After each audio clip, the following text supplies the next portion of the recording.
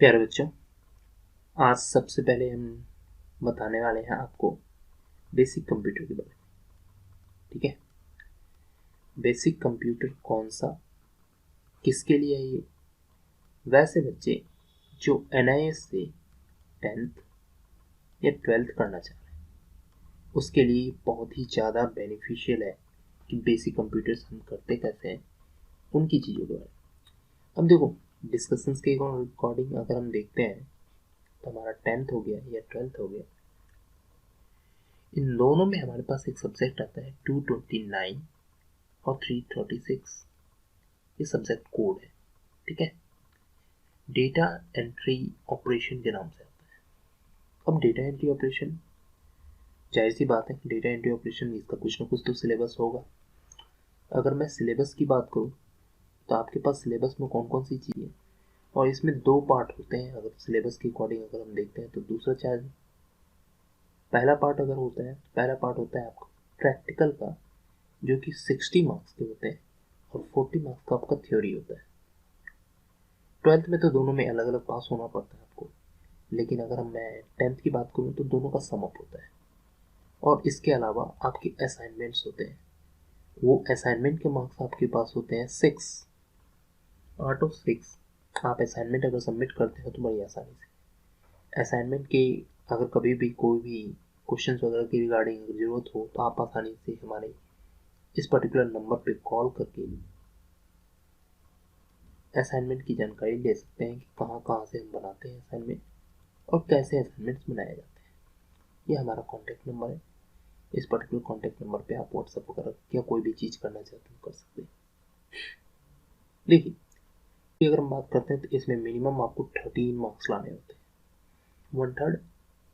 और प्रैक्टिकल के अकॉर्डिंग आराम से 18 to 20 मार्क्स, जो कि आप अगर स्कूल में जाते हैं तो थोड़े बहुत अगर कंप्यूटर की जानकारी है तो स्कूल वाले आसानी से ये मार्क्स दे देते हैं, क्योंकि प्रैक्टिकल आपका उसी स्कूल में। तो आज हम थोड़ा सा डिस्कस करेंगे बेसिक कंप्यूटर के बारे में। जहाँ तक आपको अगर अच्छा लगे तो सही है, हमारे चैनल को सब्सक्राइब कीजिएगा और फर्दर वीडियो के लिए हमें नोटिफिकेशंस आपके पास आते रहे, इसलिए बेल आइकन को जरूर दबाइएगा। स्टार्ट करते हैं हम अपने लिए।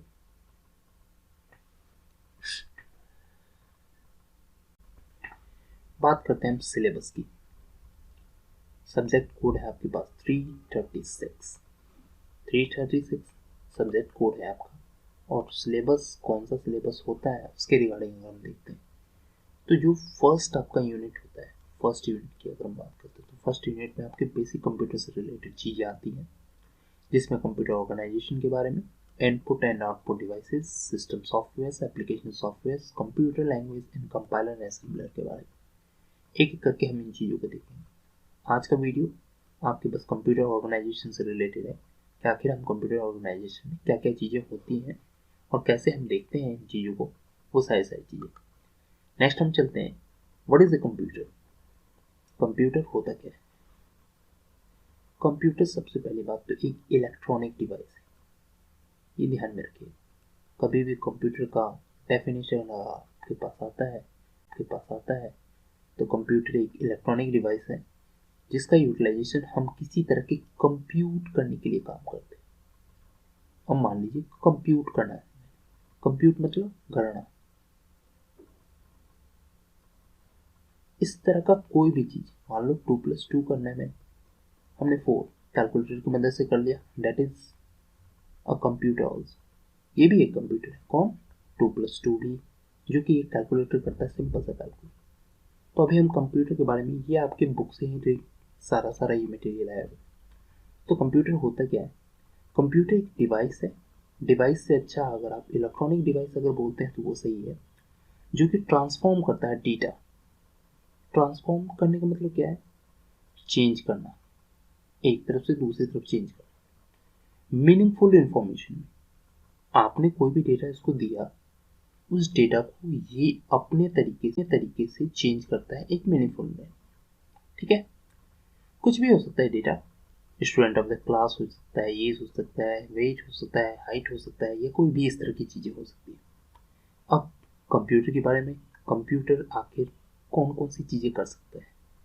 ये एक्सेप्ट डेटा करता है, मान लो एक कंप्यूटर है हमारे पास, हमने कीबोर्ड से इसमें 2+2 डाला, ये एक्सेप्ट किया डेटा इसने, अगर चाहे तो स्टोर कर सकता है, स्टोर करने का मतलब ये रख सकता है, सेव कर सकता है। सपोज पिक्चर की बात करें, एक आपने पिक्चर क्लिक किया और कंप्यूटर में डाल दिया, मोबाइल से पिक्चर क्लिक किया कंप्यूटर में डाल दिया या मोबाइल में रखा, अगर आपने उसी मोबाइल में ही रखा है तो आप क्या कर रहे हो, स्टोर कर रहे हो डेटा। प्रोसेस करता है, प्रोसेस करने का मतलब क्या होता है, इस पिक्चर को अगर मॉडिफाई करना चाहते हो, मॉडिफाई करने का मतलब कोई भी चेंजेस करना चाहते हो, मतलब हो गया वो प्रोसेस करना है। नेक्स्ट है हमारे पास रिट्रीव करना। आप देखो गैलरी में जाते हो, आप किसी एक पिक्चर को उठाते हो, वहाँ से उस पर्टिकुलर पिक्चर को व्यू करते हो कि आखिर वो पिक्चर दिखेगा कैसा, तो उसे हम बोलते हैं रिट्रीव करना। और print the result in the desired format, अगर आप पिक्चर प्रिंट करवाना चाहते हो तो आप प्रिंट करते हो, वो भी कंप्यूटर की मदद से ही होता है। ये सारी चीज़ें हमारे पास कंप्यूटर में आता है। अब कंप्यूटर की कुछ कैरेक्टरिस्टिक है, कैरेक्टरिस्टिक का नहीं मतलब होता है गुण। अगर मैं कंप्यूटर के गुण की बात करता हूँ तो गुण कौन कौन से हैं कंप्यूटर के, उनकी बात करते हैं। तो कंप्यूटर के गुण बेसिकली है हमारे पास बहुत सारे इस तरह के गुण हैं, जिसमें एक आता है हाई स्पीड, मतलब इसकी स्पीड बहुत ही ज़्यादा होती है और बहुत ही एक्यूरेसी के साथ होता है। तो अगर आप एक्यूरेसी या स्पीड की बात करते हैं तो आपके पास कौन कौन सी चीज़ें हैं, हाई स्पीड, दूसरा एक्यूरेसी, गलतियाँ कम होती है क्योंकि ये प्रोग्राम हमने ही बना रखा है, और प्रोग्राम जब भी कंप्यूटर में डाला जाता है तो उसे टेस्ट करके डाला जाता है कि वो प्रोग्राम सही तरीके से वर्क कर रहा है या नहीं कर रहा। अगर वो सही तरीके से वर्क कर रहा है तो सही है, तो हम उस कंप्यूटर को आगे क्यों। डेलीजेंस, डेलीजेंस का नहीं मतलब क्या होता है कि आप इस पर भरोसा कर सकते हो। कंप्यूटर में अगर कोई भी चीज़ अगर सेव करना चाहते हो तो आसानी से सेव कर लो, तो ये भरोसा कर सकते हो। दूसरा वर्सेटिलिटी, वर्सेटिलिटी का नहीं मतलब क्या होता है कि मान लो हमारा कंप्यूटर यहाँ पे है, मैंने उसमें कोई डेटा सेव किया, उसे दूसरे कंप्यूटर में ट्रांसफ़र करना है, वो भी आराम से उसी चीज़ को ऑपरेट कर सकता है। स्टोरेज, आप सिंपल सी बात में समझ सकते हो, सेव करना डेटा को, उसे हम बोलते हैं स्टोरेज। यहाँ तक अगर क्लियर है बच्चों तो थम्स अप जरूर देना। इसके बाद में हम आगे बढ़ते हैं कि आखिर कंप्यूटर ऑर्गेनाइजेशन कैसे काम करते हैं। ये हमारा हो गया कंप्यूटर ऑर्गेनाइजेशन। देखो इसमें आपके पास कौन कौन सी चीज़ें हैं, जैसे यहाँ पे इनपुट है, इनपुट का नहीं मतलब जैसे मैंने पहले ही बोला है 2+2 इज इनपुट। अब 2+2 अंदर की ओर गया, कंट्रोल यूनिट ने सबसे पहले समझने की कोशिश की आखिर इसके साथ करना क्या है। तो 2+2 क्योंकि ये मैथमेटिकल ऑपरेशन है, मैथमेटिकल ऑपरेशन करने मतलब क्या है, प्लस माइनस डिवाइड मल्टीप्लाई, इसी तरह की बहुत सारी चीज़ें होती हैं जो कि मैथमेटिकल ऑपरेशन में आती है। कंट्रोल यूनिट ने डिसाइड किया कि इस पर्टिकुलर चीज़ का करना क्या है। अगर वो मैथमेटिकल से रिलेटेड है तो उसे इसने कहाँ भेज दिया, ALU में। बहुत ज़्यादा शॉर्ट फॉर्म आता है, पूछता है ALU क्या होता है, CU क्या होता है, MU क्या होता है, और ये पूरा का पूरा जो आपको दिख रहा है ये आपके CPU में होता है। CPU जिसे हम बोलते हैं सेंट्रल प्रोसेसिंग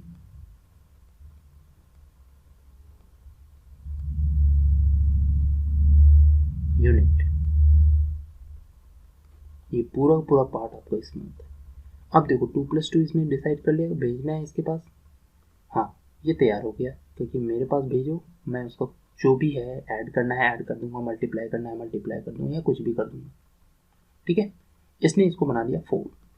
अब कंट्रोल यूनिट ने आपस में सोचा कि इस पर्टिकुलर चीज़ को मैंने बाहर की ओर डिस्प्ले करवाना है, तो पहले कहीं ना कहीं तो अपनी मेमोरी में रखे इसको, तो मेमोरी में रखा, उस पर्टिकुलर चीज़ को इसने बाहर दिखा दिया। ये पूरा फंक्शनैलिटी जो होता है ये कंप्यूटर ऑर्गेनाइजेशन करता है। यहाँ तक बच्चों क्लियर होगा। अब नेक्स्ट पार्ट के लिए हमारा नेक्स्ट वीडियो आपके पास आएगा। हमारे चैनल को रेगुलर बेसिस पे आप विजिट करते रहिए और सब्सक्राइब करिए ताकि आसानी से आपके पास हमारे वीडियोस पहुंच सके। Thank you very much.